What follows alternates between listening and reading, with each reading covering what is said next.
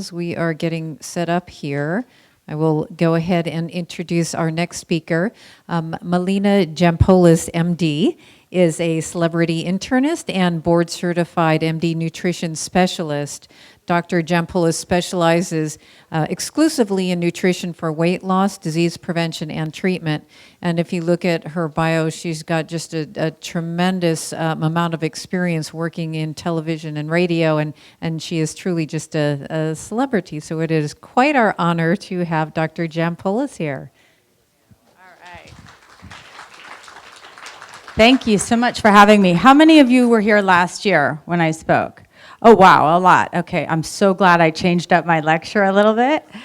Phew, that was a close one. Yeah, it's the same topic. It's the food as medicine topic, but I've added and updated a lot. So I think you're going to get some really good new information from the talk. And I'm not going to take too long. I also might as well, while we're getting things set up, I right after I talked to you guys in November, I came out with a new book, and I brought a few copies in case anybody's interested. I'll be signing books out there. So in case you don't have time to take notes on everything that I say. No, I'm just kidding. If I even have a presentation. If I don't, I can totally do this blind. I like dream about this stuff. Eating healthy, it's kind of embarrassing, but my poor husband, I'm constantly looking over his shoulder. All right. It's not projecting. We can just turn it around so they can see the little tiny screen, and hopefully that'll work. Oh. Oh, okay. All right. I'll give it one more minute just so I can. Where's the AV guy? Oh, I didn't even. Sorry. Sorry, I didn't mean to start. Everybody awake now? Tell us about my TV experience. Well, since I can gossip a little bit. So how many of you watched Live with Kelly and, well, no longer Michael? You anybody fans? So I was on the show the day that Michael announced that he was leaving and blindsided Kelly. So literally 10 minutes after I walked off the stage, they went into a meeting and he said he was leaving, and so it was kind of, I had the inside scoop, and I had all these reporters asking me, did I know what was going on? Was anything unusual happening? Was there any, did I see it coming? Was it obvious? So the answer was no. And I did a really fun segment that day called Trust Your Gut, and we had a quiz that Kelly and Michael competed on, and it was all about gut health, which is actually a critically important part of general health. But that's my good gossip. What else do I have? The doctors. I go on there a lot because they're local, and so it's easy for me. I'm a lazy. I wouldn't call I'm a doctor first. I'm not really a celebrity, but I'm a kind of a lazy TV doctor. I tend to just do the things that are easy for me because I have two young kids, age 2 and 6, and so my free time and travel schedule is somewhat limited. But I do. This is truly my passion: educating people, physicians, and the general public on the idea of food as medicine, because it's something that I so strongly believe in. I am, just keep talking, I don't need slides. But for those of you who don't know, who didn't meet me last year, I am a board-certified physician nutrition specialist. So I was trained in internal medicine. I was originally board-certified in internal medicine.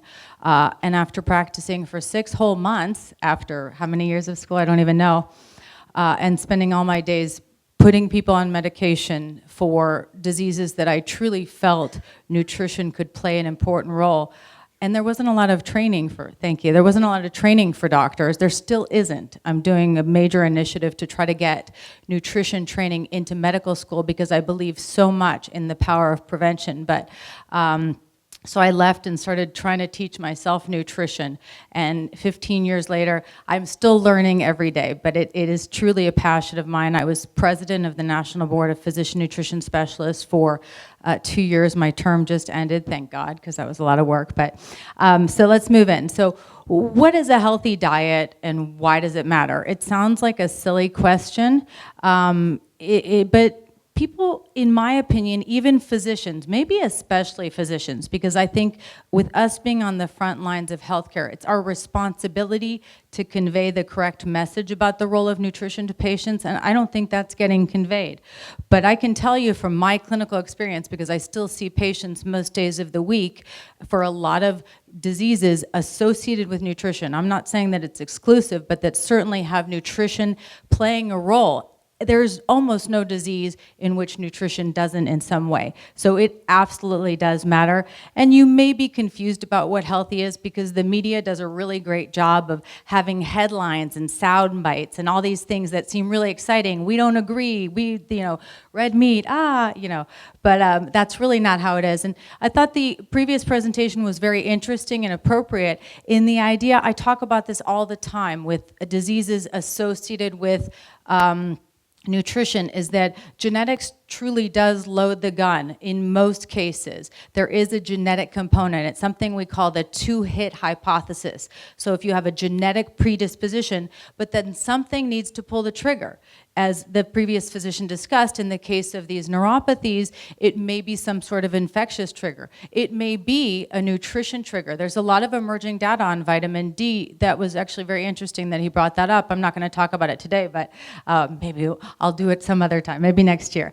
But lifestyle really does pull the trigger. And obviously you can't avoid an infection, but what you choose to put in your mouth, you definitely have some control over. And it's as much about what you put in as what you take out of your diet. I really want to emphasize that because it seems like I'm always saying, don't eat this, at least to my kids and my husband. But the reality is it's as much about the foods that you introduce into your diet. And why do they matter? They certainly matter because of inflammation. And this is something that you all are probably very familiar with the various diseases that you struggle with. The idea of this chronic low-grade inflammation that the body is constantly kind of mounting an attack. And that really, we are learning that that is at the foundation of many diseases, or at least can be a trigger for them. It causes cell damage and it really wears out your system. So certainly an anti-inflammatory diet is a very, very important component of a healthier eating regimen. But this is the new stuff. This is where it comes in. This, to me, is one of the most interesting areas in nutrition right now. How many of you know anything about bacteria in your gut? Okay, so a fair amount of you have heard about this. So what we are learning and what has really emerged in the last 10 years, there are 10 times as many of them, bacteria and their cell, as there are of our own human cells residing within our bodies. So honestly, what you eat is very important for your health, but it's perhaps even more important for their health because they play a tremendous role. And we're really beginning to learn more and more about this. Every year, every month, a new paper comes out about the role of the microbiome, the bacteria that live in your gut, in health and disease. Whether it has to do, 70% of your immune system is in your gut. So keeping these guys healthy and functioning appropriately and being able to detect foreign tissue from not and that sort of thing is really critically important. So I'm going to keep coming back to this as a theme to eating for a healthier gut because that's really where we're at, and to keep these guys as happy and healthy as possible in addition to our own human cells, which are also important. So what is a healthy diet? My husband probably wishes that this was a healthy diet, but unfortunately it's not. But everything in moderation, right? So maybe you could have a couple, maybe not for breakfast, but whatever. There's protein in pizza, so I could live with that. I'm very flexible in my practice. And I talked about this before. I talked about the Alternative Healthy Eating Index, but this is actually, I talked about the old version, and they updated it, and I think there's some important nuances that I'm going to go over with you today. So what is it? This is it. So these 9 components, did I get that right? Yeah, these 9 components, this is what has been associated with the lowest disease risk, the lowest amounts of inflammation in your body, various things. So you can see some of them are obvious and some of them are more subtle, and I'm going to go through them quickly one by one. So fruits, whole fruit, vegetables, excluding potatoes, sorry Idaho, limiting red or processed meat, particularly processed meat, we're going to talk about that. putting in more nuts and legumes into your diet. I think this is markedly underutilized, particularly bean-based product. It's such a low-hanging fruit, no pun intended, in terms of optimizing health. It's inexpensive source of protein and fiber, and the health benefits are tremendous. Whole grains, and there's also something called the Healthy Eating Index, which is the government's, more skewed towards the government's guidelines. And instead of saying to add in more whole grains, they say to limit refined grains, which is very important. These are the highly processed grains that are stripped of most of their nutrition and have a lot of added sugar as well. Limiting sugar-sweetened beverages and fruit juice, moderate alcohol for those who already drink. I don't recommend that you start drinking just for the health benefits, although for me they do keep me sane with the young kids. But and then kind of digging a little bit deeper when it comes to dietary fats. And I talked about this, how I talked about it last year and how they originally presented it was that what was important was the ratio of unsaturated fat to saturated fat. And that's still true. I don't think you need to cut saturated fat completely. In fact, I know you don't. You need some to survive. But they really break it down into limiting trans fats, which we'll talk about, adding in EPA and DHA, the omega-3 fatty acids, and really boosting the unsaturated fat intake, the PUFAs in the diet, and also the monounsaturated fat. And this is new for this year. They added in sodium, and I'm going to talk a little bit more about that because I want to give you more direct, actionable items in terms of that, because everybody says, oh, just cut back on sodium, and I want to put it more in perspective. So what difference does it make if you adhere to the Alternative Healthy Eating Index? Well, you have a 25% reduced risk of dying, 40% decreased risk of dying of heart disease, 30% decreased inflammation. So any disease that has an inflammatory component really would benefit from this. 34% greater odds of healthy aging. So just in general, just being more, I say this, it's not just enough to live longer. I want you to live better and longer.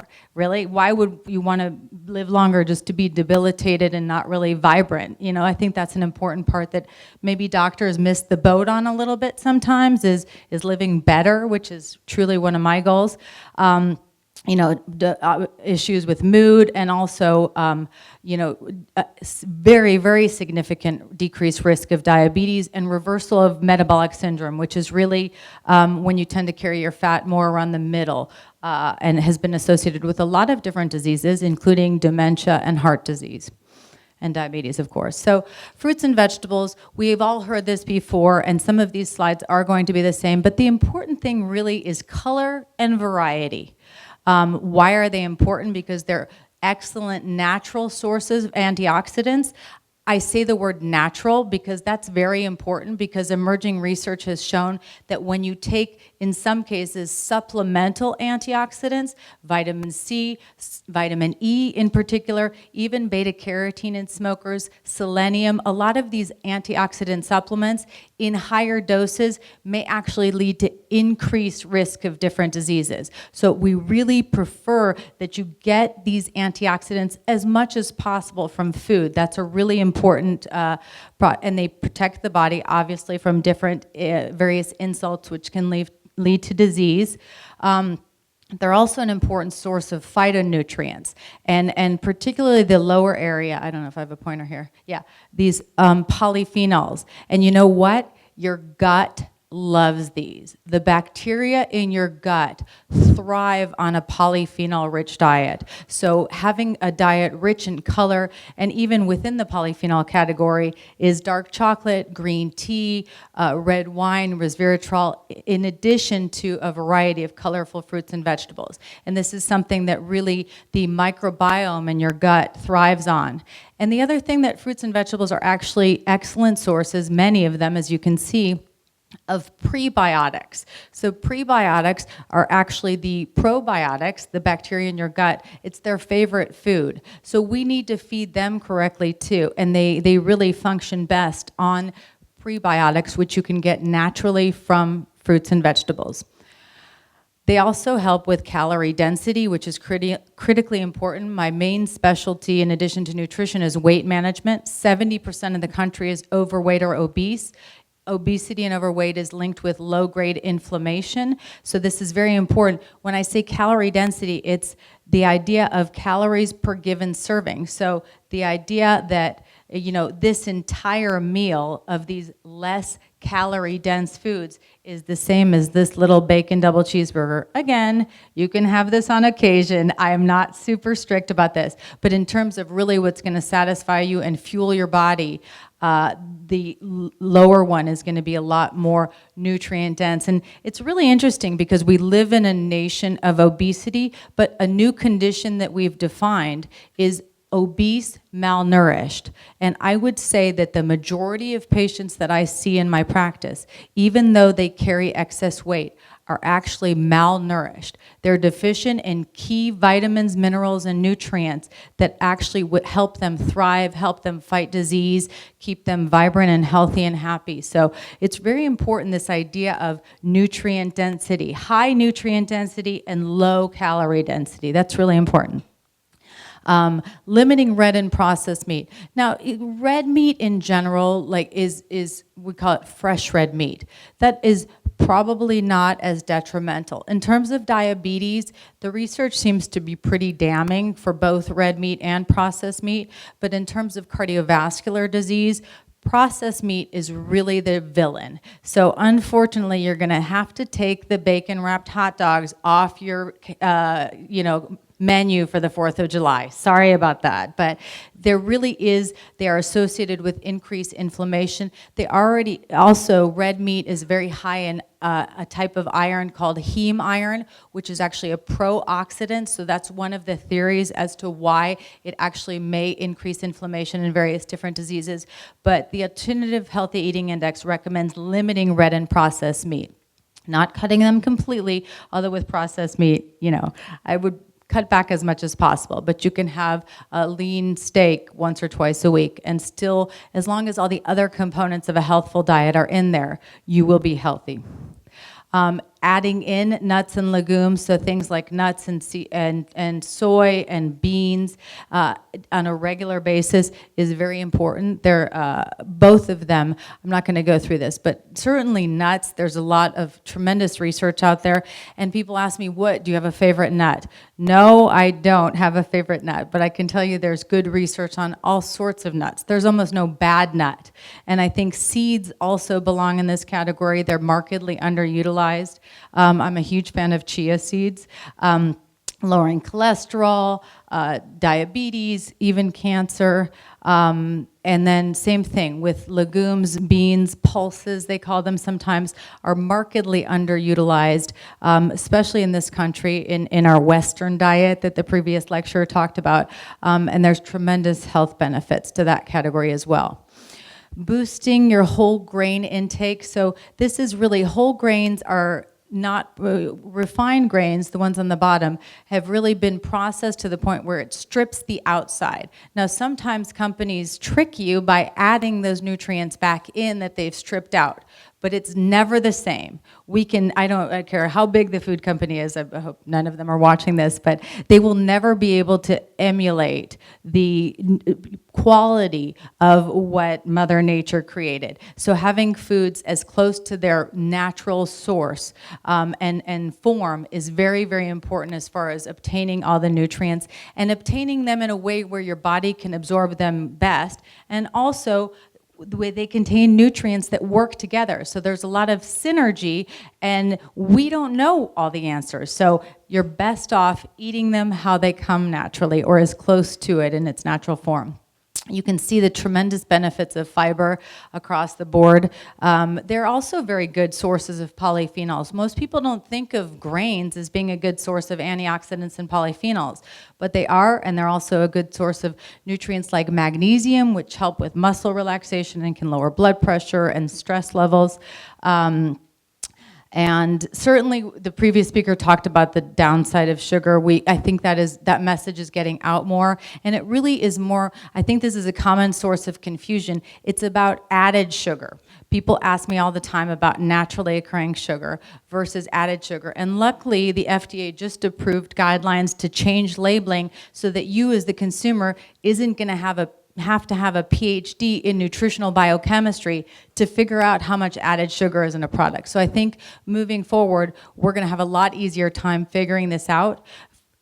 Now what I tell my patients is, well, obviously to limit sugar-sweetened beverages, and also fruit juice. Even though it does have some nutrients in it, it lacks the fiber, which puts the brakes on your blood sugar and the way foods are absorbed in your body. So I really, a small glass of orange juice, if you have those old school glasses that we actually used to drink out of, is fine. But having too much juice, having these 16-ounce bottles that you get at the corner store is really not appropriate in the context of a healthy diet.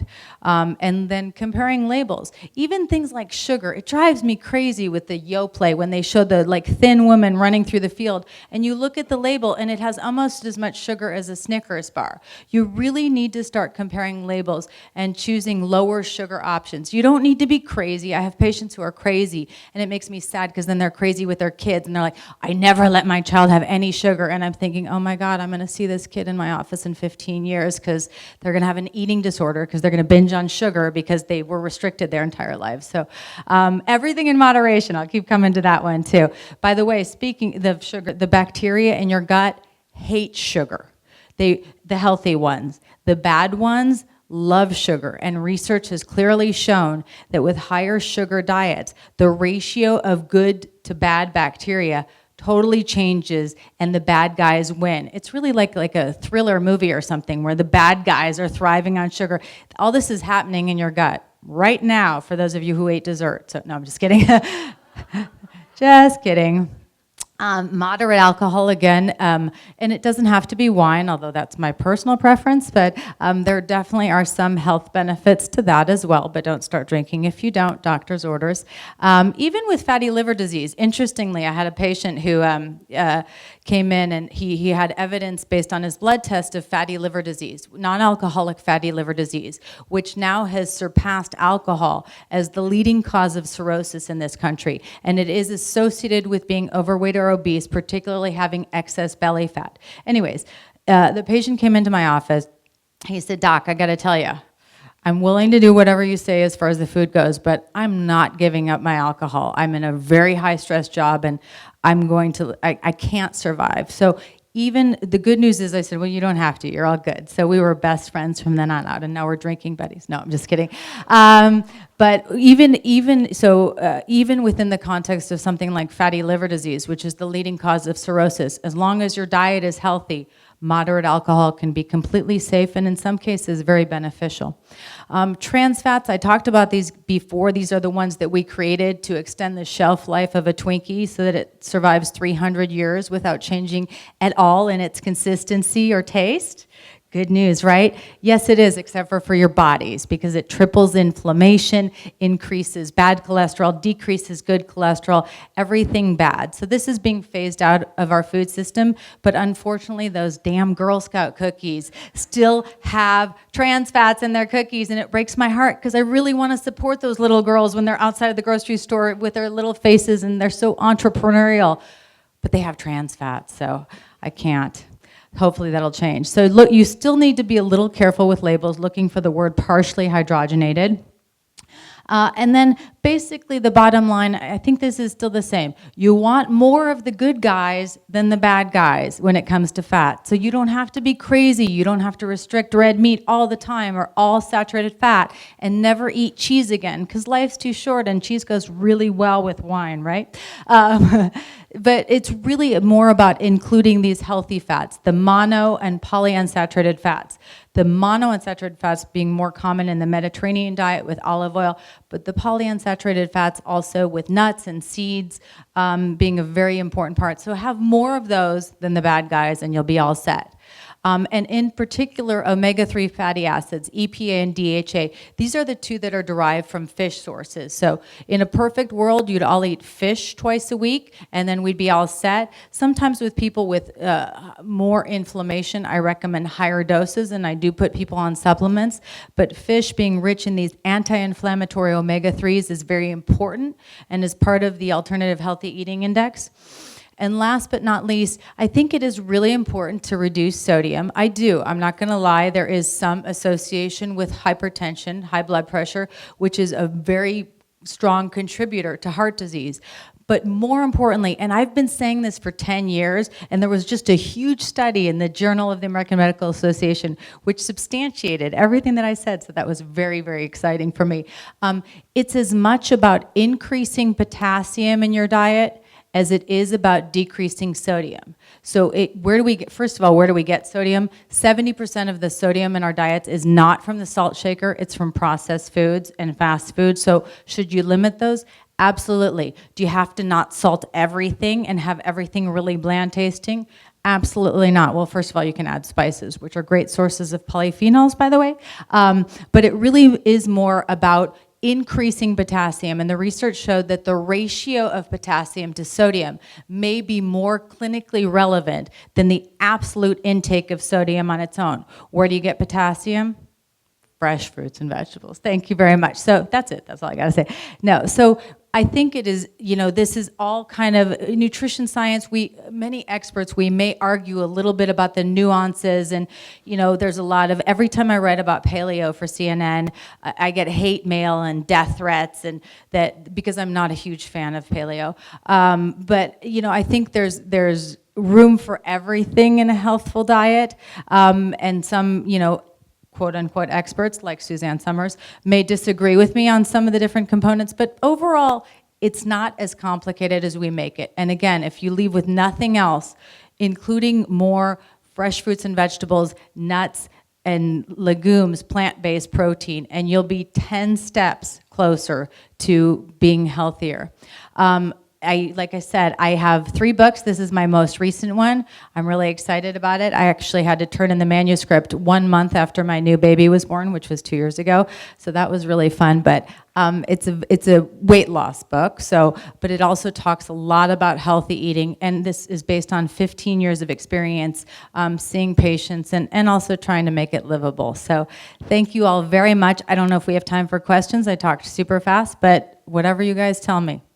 1 or 2 questions we have time for. Does anybody have a question? Yes. What do I dislike most about the paleo? There's not one thing. No. You know what? I'm going to start with what I like about it. I love, love, love the fact that it minimizes processed food and sugar and all the. I don't love the fact that you can have a lot of meat on it. And unfortunately, the meat quality in our country has really, it may have worked for the hunter-gatherers when they were like running and chasing bison and the bison were super lean. Have you been up Highway 5 and seen how we raise cattle in this country? It's kind of disgusting and disturbing. And actually the fatty acid composition of cattle these days versus in prior times is very pro-inflammatory. So, and the fact that they don't let you eat beans on paleo drives me nuts because they're a cheap, really high quality source of plant-based protein that has nothing but health benefits. So that's my short spiel. I'm okay with limiting whole grains. I really am, and I do it in a lot of my patients because it helps them lose weight faster. But cutting beans out and having, particularly for women, like that volume of red meat. And speaking of red, the bacteria in our gut, they don't do so. The bad guys, they love red meat. They would love to be eating, steaks and hot dogs and sugar, washing them down with cola. They thrive on that. The good guys, not so much. So that's one of my main reasons. Is that good? Okay, we have time. One more quick question. Yes. Does taking probiotics help the gut, or is that just kind of a placebo? That's a wonderful, wonderful question. I need about 20 more minutes to answer that. Is that okay? No. Probiotics, the short answer is yes, but the long answer is that there's a lot of different types of probiotics, and it's still a very early field. We don't know exactly what, we have some idea of what strain does what. I think if I'm advising patients, particularly if you've taken antibiotics or something like that, taking a probiotic to try to restore the gut to its better state is a good idea. But we need a lot more understanding on the strains, the dose, everything else. So I think eating probiotic-rich foods that are naturally, like kefir and any fermented food, is a great idea for general health. Eating lots of prebiotics to support those good guys, and then taking a supplement. I can't specifically recommend one, but maybe multi-strain or something. There certainly could be some benefit, and unlikely unless you're severely immunocompromised to be any harm. So, great question. Thank you. And I think with that we'll finish up. So, and we're doing a break now, or we're not doing a break? Oh, okay. Okay. Thank you so much.